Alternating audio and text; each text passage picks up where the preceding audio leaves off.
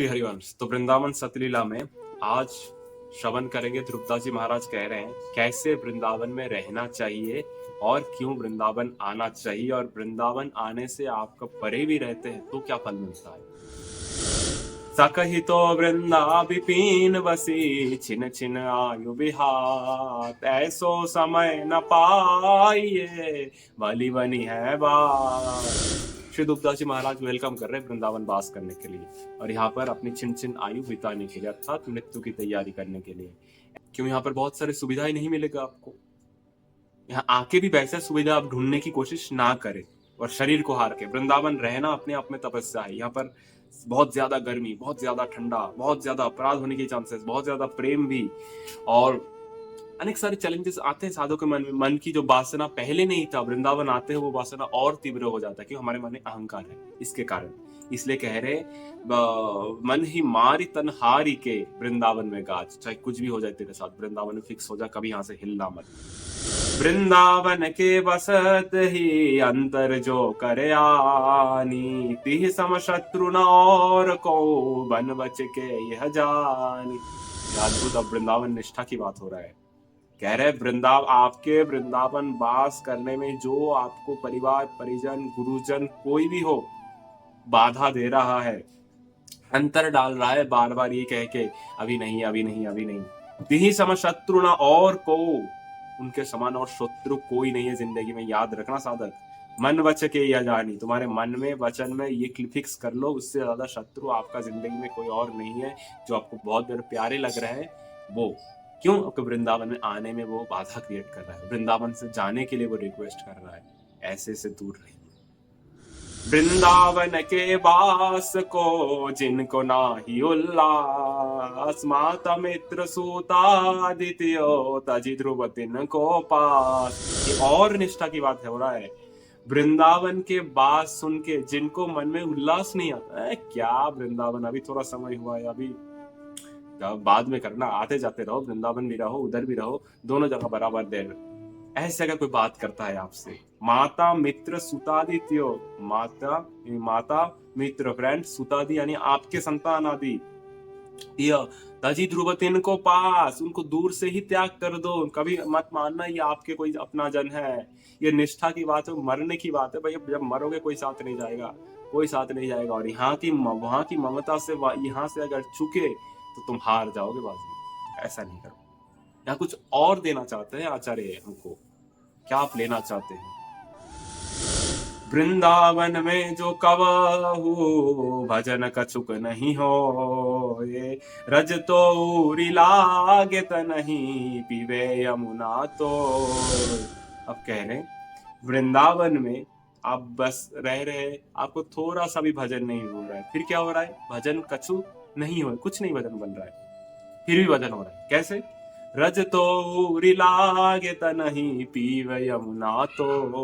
क्या? रज तो हवा से भी उड़ के आपके शरीर में आ जाएगा, और पीना है तो फिल्टर करके यमुना जी ही पिएंगे। जैसे हमने पहले भी बोला था, रज क्या है? प्रियाजू की चरण अंकित है धूली, और यमुना जी क्या है? प्रिया प्रीतम का प्रेम का प्रवाह है यमुना जी। ये दो को आपको शरीर को छुएगा ही छुएगा, तो आत्मा को भी छुएगा। वृंदावन प्रभाव सुनी अपने ही गुण दे, जैसे बालक मलिन को मातु गोद भरी ले। अब क्या क्या मिलेगा ध्रुवदास जी? कुछ आलोकपात कर रहे हैं। वृंदावन की प्रभाव सुनो। क्या सुनो? अब जैसे अपने ही गुण दे, वृंदावन बसते ही आपका कोई भी योग्यता नहीं है, सारे मलिन हैं आप, फिर भी वृंदावन अपनी जो योग्यता है, वृंदा सखी अपना योग्यता आपको प्रदान कर देता है। तो निष्ठा पूर्वक वृंदावन में बस जाता है और कभी वृंदावन से एक कदम भी नहीं निकलता। चाहे कितना दुर्गति हो जाए, चाहे कितना सुगति हो जाए, प्रलोभन आ जाए, कभी नहीं निकलना। जैसे बालक मलिन को मातु गोद भरी ले। तो अद्भुत बात है, वृंदाटवी तो माँ की काम करता है। वरना तो यहाँ पर रहेंगे, अपराध आदि का टेंशन रहेंगे, बाहर से आए हैं तो। पर जब फिक्स हो गए, फिर माँ अपने बच्चे को जैसे प्यार करता है, वृंदाटवी आप एक एक साधक को वैसा ही प्यार करता है, ऐसा ही पोषण करता है। जैसे कोई बच्चा अगर मिट्टी में खेल रहा है, कीचड़ में खेल रहा है, कोई उसे छूने नहीं जाएगा, डांटेगा, शासन करेगा, या फिर कहेगा ये देखो किसका बच्चा है, पर कोई उसको पकड़ेगा नहीं।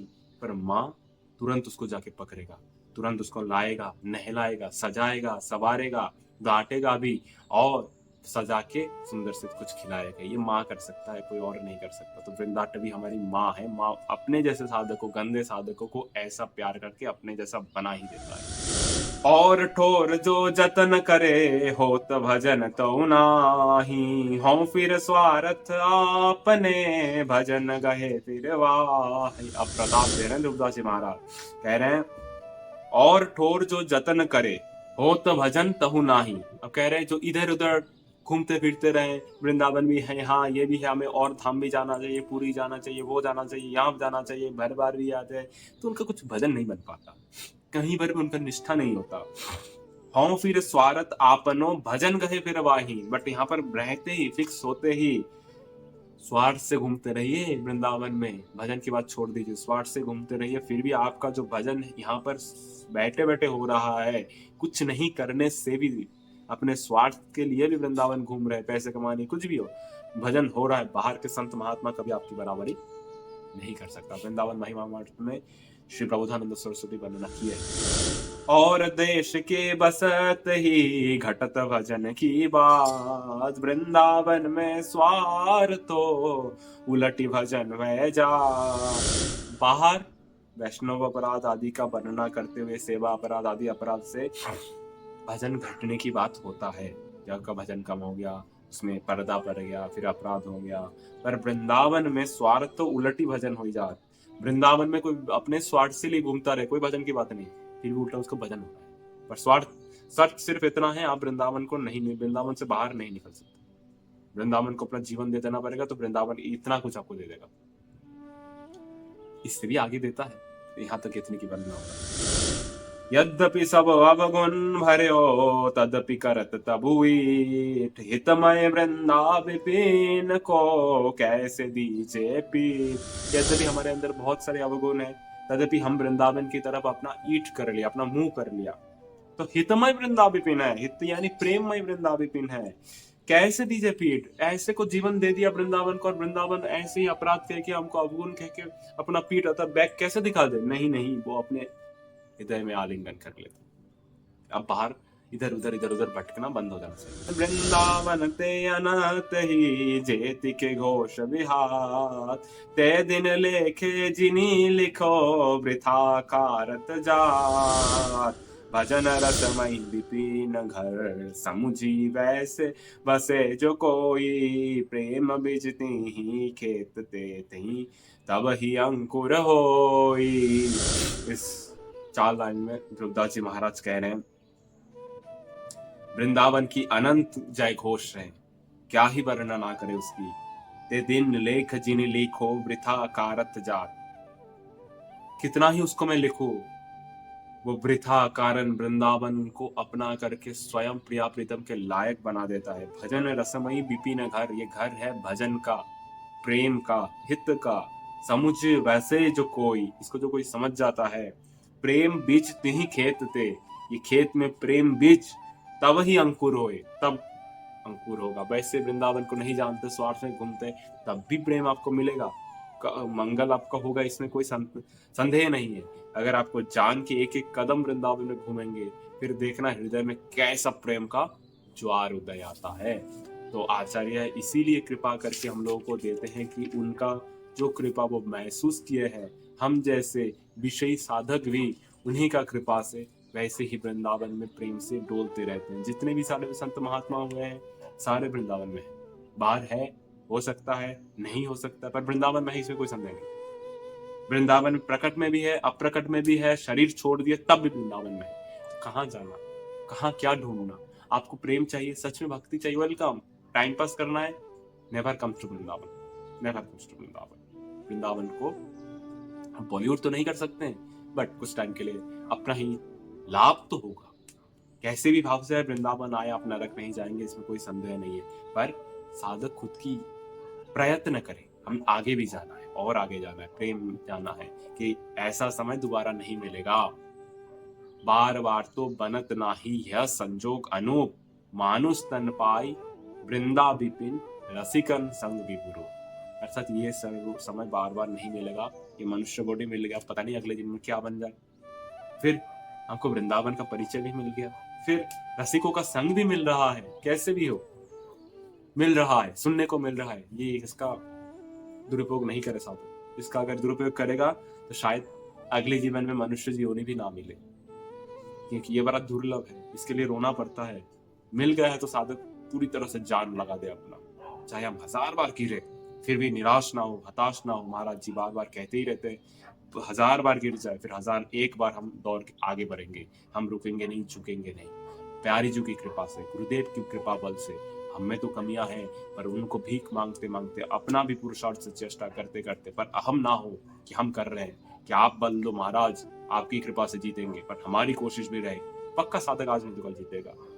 गुरुदेव कहते हैं ना जीते तो भी उनको वो प्राइस मिलेगा जो जीत के मिले, ये उनकी कृपा है। तो इस तरह से हम वृंदावन शतलीला की चर्चा जारी रहेंगे आगे भी। आप खूब आनंद लीजिए और वृंदावन वास की निष्ठा हृदय में बनाइए और खूब मनुहार कीजिए, खूब रोइए, अपना भी पुरुषार्थ लगा के रहिए कि ना आने के लिए इतना रो रहे हैं और आने के बाद ही हमें प्रपंच करे, ऐसा नहीं होना चाहिए। साधक तब भी जत्नशील रहे, जैसे भी मिले वृंदावन आज नहीं तो कल आपको कृपा करेगा, वास देगा, इसमें कोई संदेह नहीं। अगर आप सच में चाहते हैं तो यहाँ के ब्रजवासियों से प्रार्थना करें।